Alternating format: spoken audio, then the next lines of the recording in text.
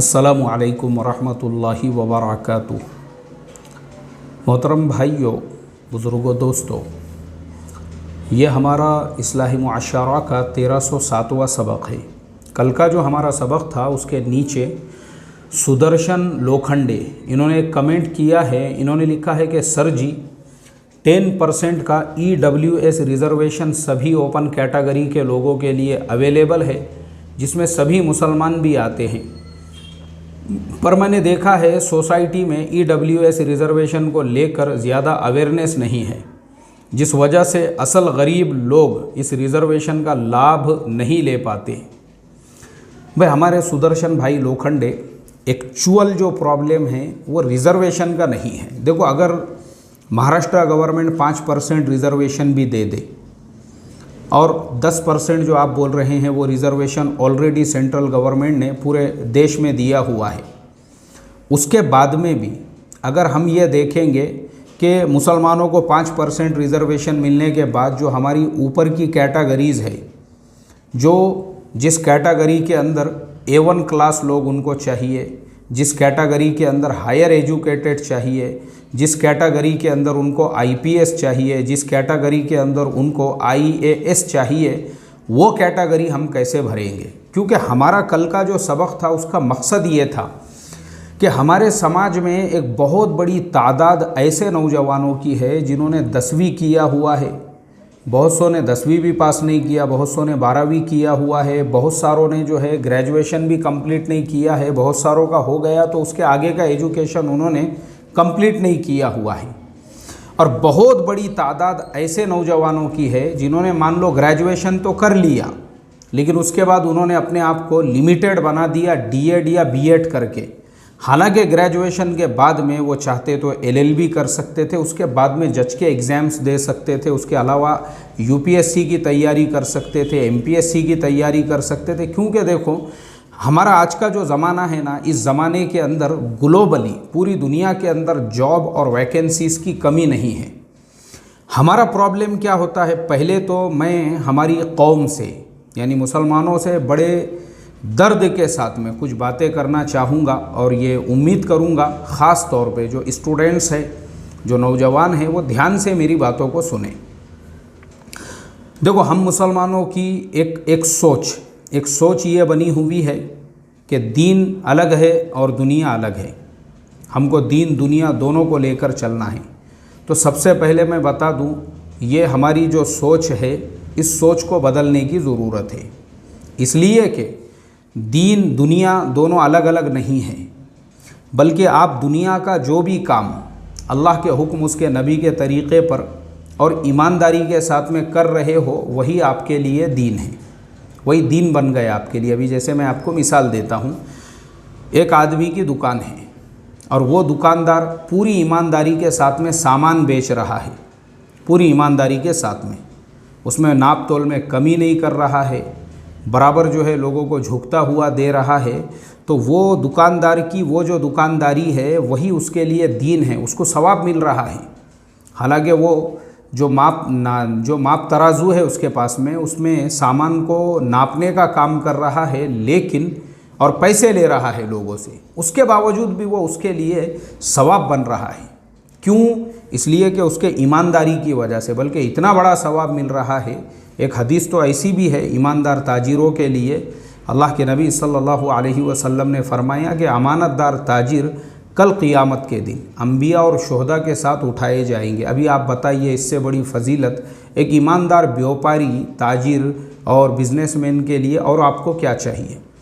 तो उसने दुकानदारी ईमानदारी के साथ में किया तो उसकी दुकानदारी उसके लिए दीन बन गई, माशाअल्लाह। ऐसे ही एक जॉब करने वाला बंदा है, वो किसी कंपनी में जॉब कर रहा है, माशाअल्लाह उसको वो कंपनी के अंदर वैकेंसी मिल गई हुई है। तो पहले तो हमारी मेंटालिटी ये होना चाहिए, पहले ही देखो, हम किसी भी कंपनी में जॉब करते हैं, कंपनी के कुछ रूल्स होते हैं, कुछ रेगुलेशंस होते हैं, कुछ टर्म्स होते हैं, कुछ कंडीशंस होते हैं।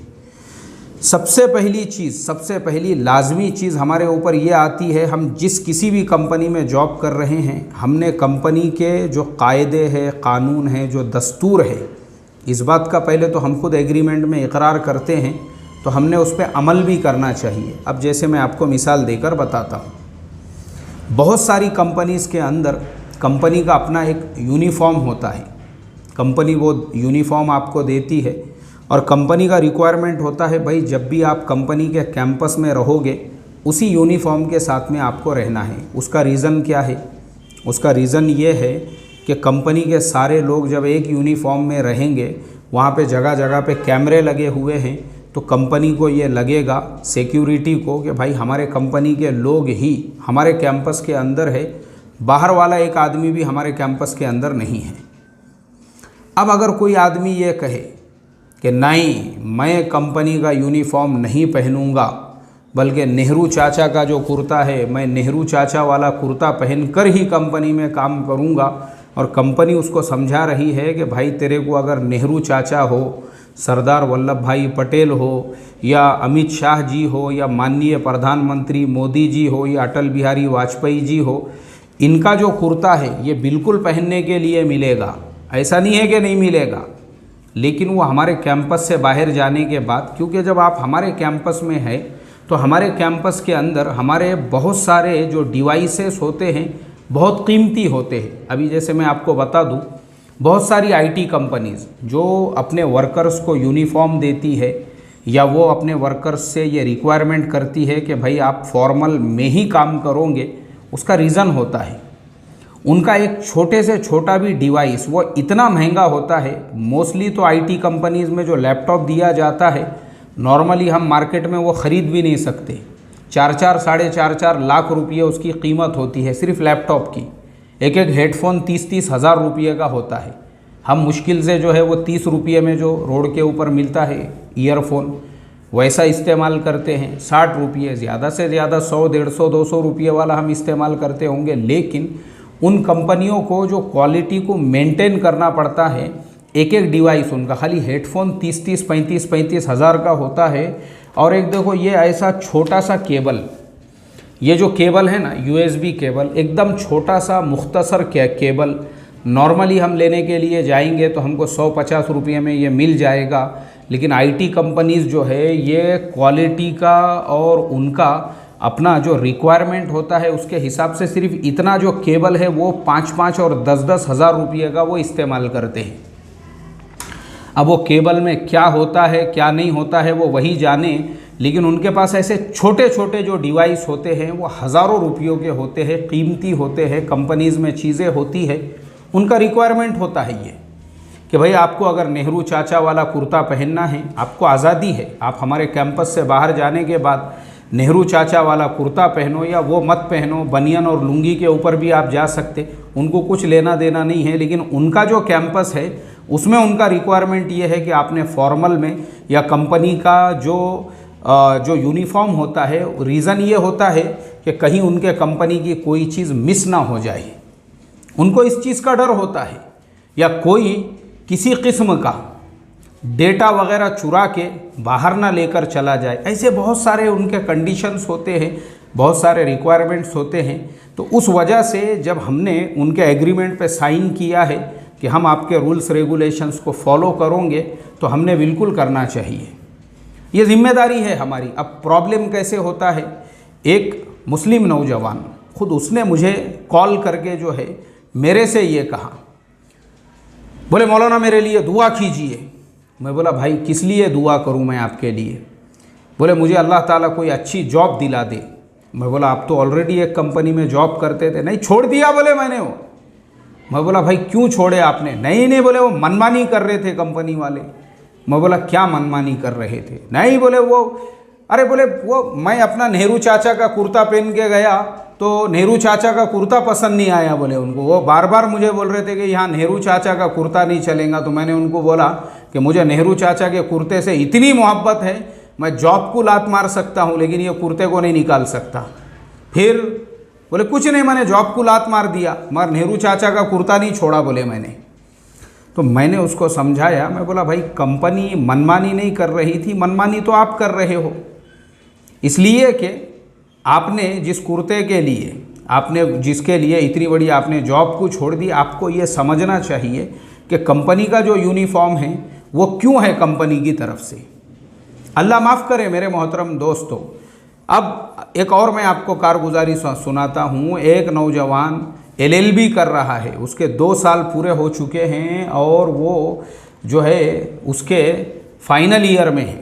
अब फाइनल ईयर में है तो कॉलेज वालों ने जो है, जो कॉलेज का यूनिफॉर्म था, उन्होंने सख्ती के साथ में ये कहा, बोले भाई यूनिफॉर्म के बग़ैर फाइनल ईयर के स्टूडेंट्स को हम बैठने नहीं देंगे। अब ये हमारे भाई साहब उन्होंने मुझे कॉल किए, कहने लगे कि मेरे 2 साल हो गए, मैं छोड़ रहा हूँ बोले एजुकेशन। मैं बोला क्यों?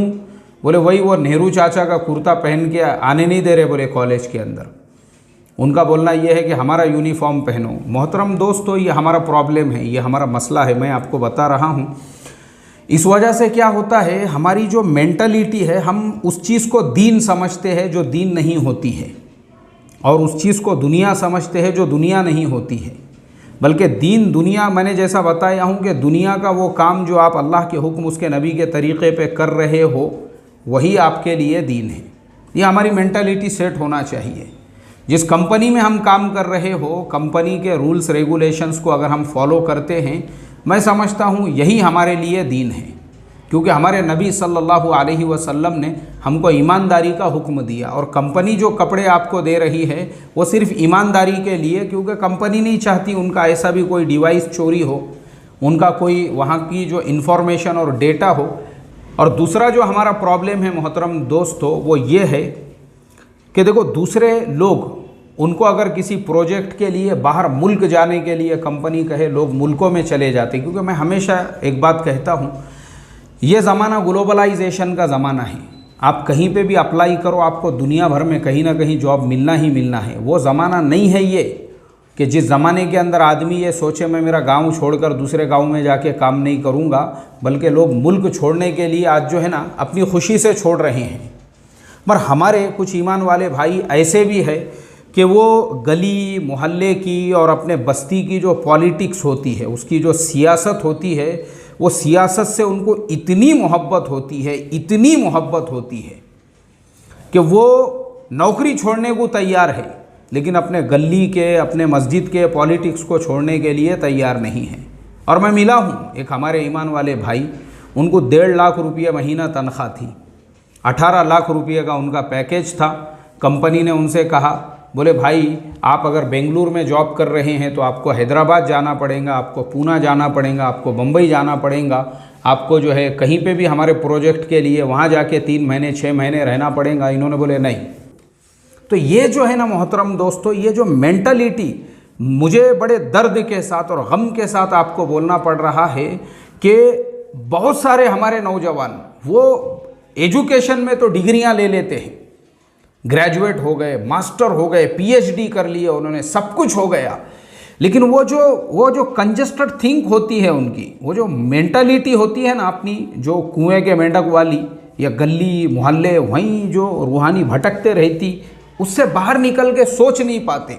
और जब वो सोच नहीं पाते ना तो उनका प्रोग्रेस रुक जाता। और लोग जो है ना इन सब चीज़ों को दुनियादारी, अच्छा ऐसे जो लोग होते हैं, ख़ास बात यह है बेचारे फिर वहीं पे बात आके रुक जाती है, वो ऐसी सब चीज़ों को दुनियादारी कहते, नहीं दुनियादारी है बोले।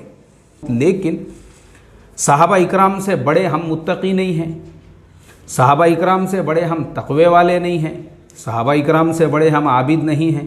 अब सहाबा का यकीन और ईमान तो हमारे से ज़्यादा पुख्ता और बड़ा था, हम तो सोच भी नहीं सकते।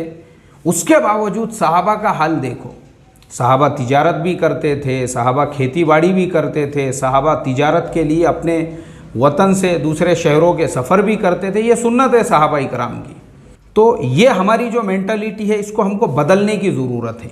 जब तक हम अपनी मेंटलिटी को नहीं बदलेंगे, जब तक हम अपनी थॉट्स को, अपनी थिंकिंग को नहीं बदलेंगे, तो मैं समझता हूँ जैसे हमारे लोखंडे भाई ने, सुदर्शन भाई लोखंडे ने जो मैसेज किया है 10% रिजर्वेशन के बारे में, फिर 10% हो, 5% हो या 50% हो, देखो जब तक आप अपने आप को नहीं बदलते, सुदर्शन लोखंडे भाई, एक शेर है उर्दू में और कुरान की वो आयत भी है, उसी को एक शायर ने जो है उर्दू में उसका तर्जुमा किया हुआ है, यानी ट्रांसलेशन, कि खुदा ने आज तक उस कौम की हालत नहीं बदली, खुदा ने आज तक उस कौम की हालत नहीं बदली, न हो जिसको ख्याल खुद अपनी हालत के बदलने का।